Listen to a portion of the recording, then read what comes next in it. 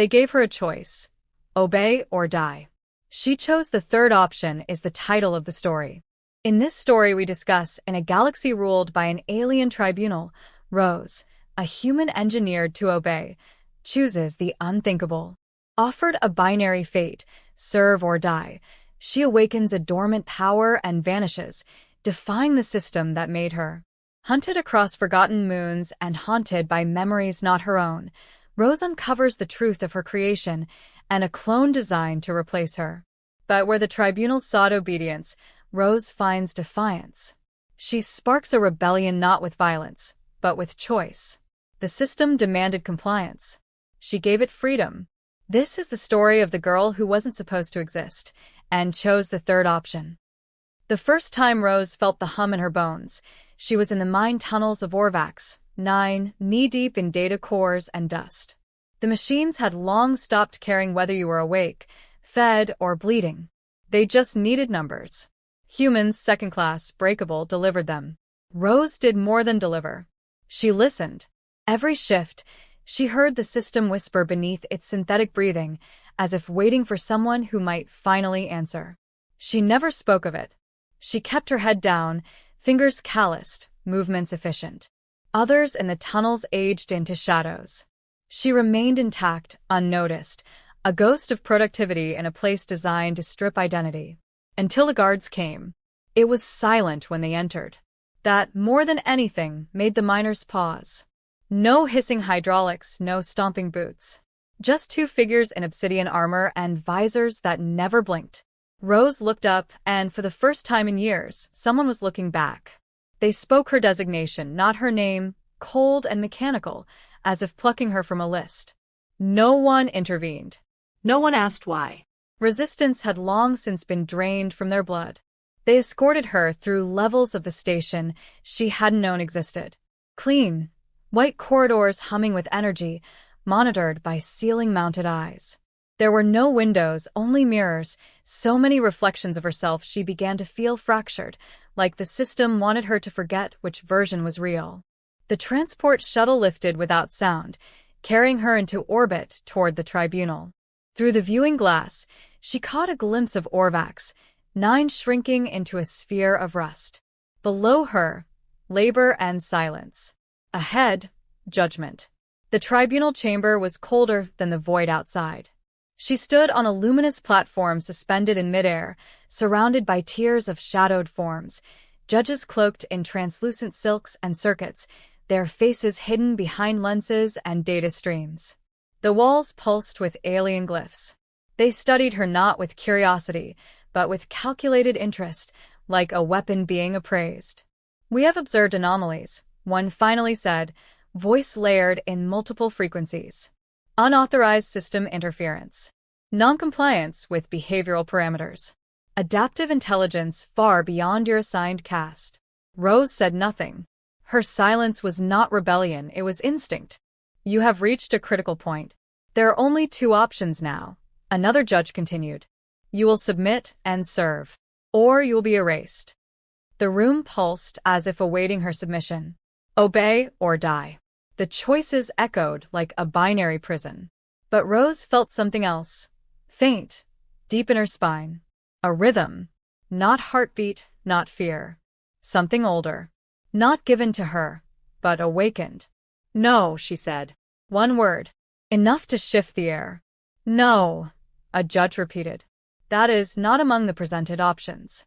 "I know," Rose answered. She lifted her chin. Her fingers trembled, not with fear, but pressure. The air grew denser around her. Lights flickered. "What are you doing?" one snapped. "This chamber is sealed. You cannot." But she could. The floor beneath her glowed with a strange sigil, one not born of coalition design. Systems began to glitch, feeds went static, command lines scrambled. The tribunal's calm shattered as panels exploded in sparks. She took a step forward, and something in her eyes shimmered, an echo of light not of this world. Her body blurred at the edges, not vanishing, but vibrating, shifting. Her voice echoed again, not louder, but fuller. "I was never yours to define." With that, she vanished. No teleport signature. No escape pod launch. No exit trail. Gone. Alarms howled. Tribunal guards flooded the chamber, scanning for her trace. But the girl who had no choice had already made one. The third option. And it had already begun to change everything. Rose emerged in darkness, gasping like someone reborn. Her knees hit metal, warm, vibrating, alive with hidden current. She was no longer in the tribunal. The light, the judges, the impossible sigil, they were gone. In their place, tangled pipes, flickering maintenance lights, and the heavy breath of machines too old to be seen by the clean hands of the ruling caste. The undergut of the station. A place meant to be forgotten. Her hands trembled, not from fear but from the aftershock of what she had become. Her skin glowed faintly near her veins, threads of iridescent light pulsing beneath the surface. Not all the time, just when she inhaled deep enough to feel whatever had been unlocked inside her. She didn't understand it, but she knew the tribunal had, and that was why they feared her. A hiss of hydraulics spun her toward a dark tunnel. Someone was watching. "Didn't think you were real," came a voice, ragged with static. A figure stepped into the light, tall, wiry, face half covered in a mask that fused directly into his skin. One of his eyes glowed blue. The other was flesh. But then again, myths don't tear open sealed tribunal chambers and walk out breathing. Rose didn't move. "Who are you?" "Vey," he said. "Survivor. Saboteur. Occasional prophet, depending who's listening." She didn't respond, so he stepped closer, arms raised in mock surrender. "You're her. The girl who said no." Rose's voice was hoarse. "I didn't say no. I chose something else." He tilted his head. "Right. The third option. I heard the pulse ripple through the whole damn system. Thought it was sabotage. Turns out it was you." Her legs nearly gave out, and he caught her before she hit the floor. "You've been rebooted," he said gently. "Body's adjusting. You pulled power from the central lattice. No one's ever done that, and kept their atoms intact." "Sit." They rested in the dark, machines hissing above like tired lungs. Rose let silence stretch, the hum of circuitry soothing in its simplicity. "What happens now?" she asked. "That depends," Vey said. "Do you want to survive or matter?" "I didn't escape, just to hide." "Good," he said, pulling a cloth aside to reveal a crude map etched into the wall. "Because they'll burn the stars looking for you." She leaned in. The map wasn't just routes. It was coded movement rebellion, hidden supply caches, resistance zones, dead drop locations across multiple stations. "You're fighting them," she whispered. "No," he said. "We're surviving them." "Fighting? That's what we do when we get someone like you." Her hands curled. "I don't even know what I am." "You're what they tried to build but couldn't control," Vey said. "There are rumors, old ones, that the coalition tried to merge human intuition with machine logic. Build the perfect hybrid. Not born. Designed. Programmed with potential, then erased when they couldn't control it." Rose's pulse quickened. "You think I'm one of those?" "I think you're the one that got away." The silence returned, thicker this time. He stood. "We've got to move. Surveillance sweep will find this corridor in 10. She rose, slower now, the tremble fading with every step. Her senses sharpened. Each beep, each vibration had meaning, as if the station systems weren't just reacting to her, but speaking to her. As they moved through the tunnels, Rose noticed lights dimming just before they passed, cameras swiveling away. She hadn't touched a thing. It was instinctual, subtle. Vey watched, awe creeping into his voice. "You don't even know what you're doing yet." "I don't need to," she said. "I know what I have to stop." An alert flared red on a terminal as they passed, a transmission signal, encrypted. Vey paused to intercept. His fingers flew across the interface, but the file was already moving. "It's a purge order," he muttered. "Not just you. They're wiping out whole sectors. Anyone who might have helped you escape."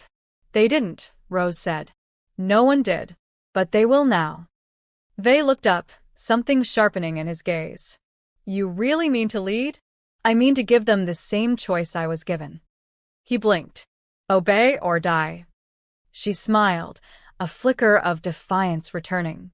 No. The third one. Behind them, deep in the station's walls, a new signal sparked, faint, coded, but real. A call to those in hiding. And someone answered. The transport vessel groaned as it slipped through Thassaveil's decaying orbit, its hull catching flickers of cosmic radiation like sparks dancing across broken glass. Rose stood near the viewport, arms crossed, watching the dead moon swell in size. Below lay the remnants of a coalition research facility long abandoned, buried, quarantined, whispered about in the undernet as a place of silence and failed gods. She didn't know what she'd find there, only that something inside her pulled in its direction with more certainty than logic could explain. Vey sat at the control deck behind her, unusually quiet. His usual sarcasm had thinned into wary calculation. This place unnerved him. He was patched together from war and ruin, but something about Thassaveil made even his voice tighten. They built things here, he said finally. Things not even they understood. Rose didn't answer. She could feel it before they landed. Pressure in the air, not gravity, but intention. It was as if the moon remembered her. The docking bay had long since collapsed. They dropped in through a fissure, landing on fractured metal under ash-thick skies. The silence was complete, a kind of negative sound that clawed at the senses. Every step into the facility's shattered halls felt like crossing into memory. Rust clung to the walls. Consoles flickered intermittently, powered by some dying core. In the deepest chamber, they found a mural, etched into metal with surgical precision. It was not written in any standard coalition glyphs, but something more fluid, more ancient. The symbols curled and branched like neural maps. Rose approached slowly. Her fingers hovered above the surface. The moment her skin met the metal, the wall breathed. Light flared. A hidden panel clicked open, revealing a thin crystalline disk. A memory shard, Vey muttered, from the old tech layer. These aren't readable anymore, not without. Before he could finish, Rose touched the shard. It dissolved into her palm. No pain, just heat and image. A storm of light cascaded behind her eyes. She staggered. She was lying on a cold table. Overhead, figures in sterile robes spoke in clipped alien tones. She couldn't move, but she could see. A voice, calm, dispassionate, echoed through the chamber. Specimen 9 activated. Hybrid integration complete. Awaiting behavioral imprint sequence. Another voice, lower, angry. She's rejecting the control scaffold. Her mind's fighting the programming. Impossible. The sequence is self-stabilizing. There is no variance. And then came her own voice, younger, unshaped. I don't belong to you. Systems exploded. Lights shattered. Alarms screamed. Then nothing. Rose blinked, and the chamber returned to stillness. Her breath came fast, shallow.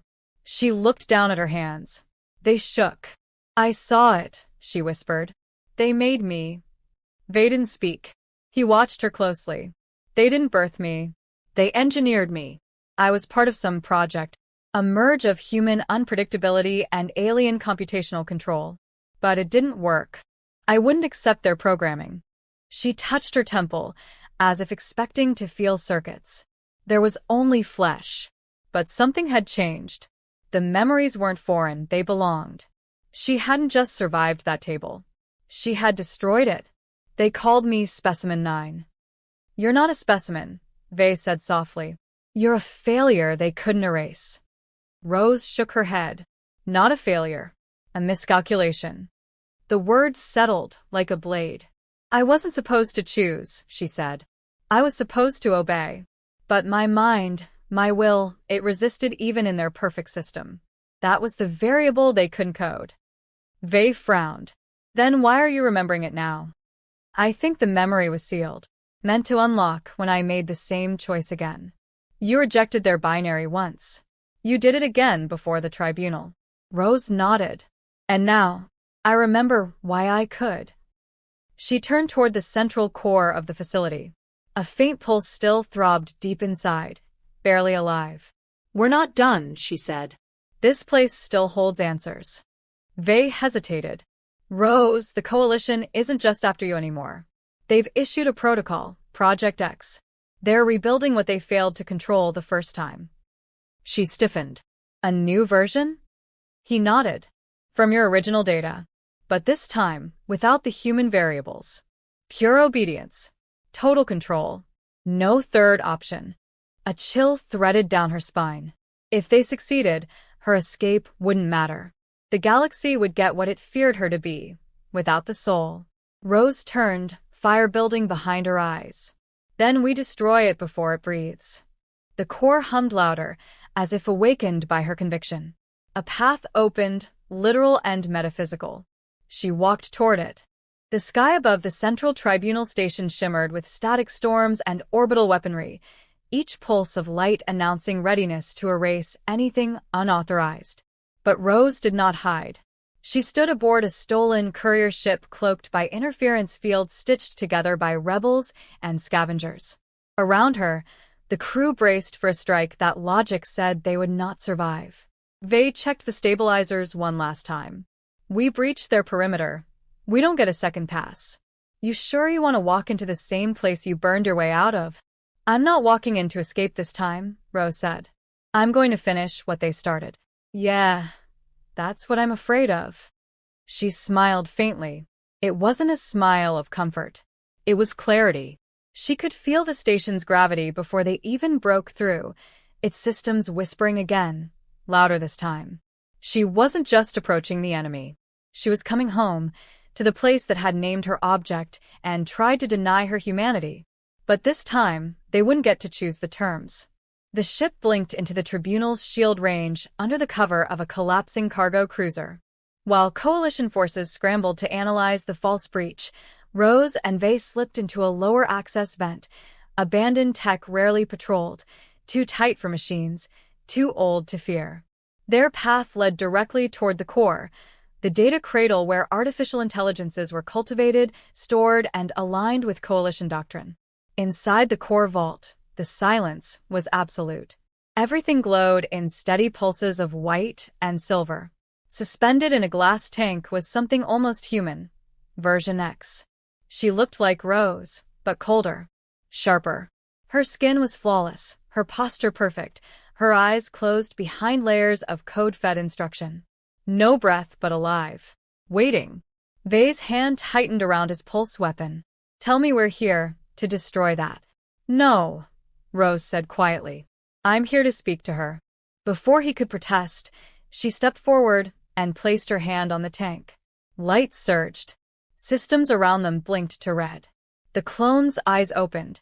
They were identical to Rose's, except for the absence of choice. Specimen 9. A mechanical voice intoned from hidden speakers. Unauthorized access. Initiating purge. Rose ignored it. She stared into the eyes of the girl she might have become. They made you from me, but they stripped the one thing that makes us real. X tilted her head. Her voice was flat. Emotion is inefficient. No, Rose said. It's inconvenient. That's why they erased it. But choice lives there. Resistance lives there. Resistance is failure. It's freedom, Rose snapped, louder now. They built you to prove they could remove it. But I'm standing here because they couldn't remove it from me. The lights around the chamber began to flicker. Rose felt it again, that surge of pressure in her chest. Her presence was disrupting the core's stability. Somewhere in the data lattice, systems were colliding. She reached out, not to attack, but to connect. I'm not your enemy, she said gently. I'm your mirror. They took everything from you. Let me give one thing back. X's expression flickered, barely perceptible. Then another. A stutter in her response loop. They made me perfect, X whispered. No, Rose replied. They made you obedient. There's a difference. She touched the tank with both hands now. Her energy pulsed, a resonance echoing through the chamber. Lights dimmed. Alarms wailed. And then, crack. The tank fractured. The core trembled. And in the silence that followed, Version X blinked and stepped forward. "I remember," she said softly. The tribunal above them erupted in chaos. Panels exploded. Guards rushed in. But it was too late. The moment Rose touched the central AI conduit, she didn't just breach it, she rewrote it. Every line of code that had been used to enslave now inverted. Where there was suppression, she seeded contradiction. Where there was control, she installed doubt. She wasn't just a weapon. She was a virus, beautiful, unpredictable, human. Across the galaxy, coalition stations went dark. Drones stopped mid-flight. Chains cracked and fell.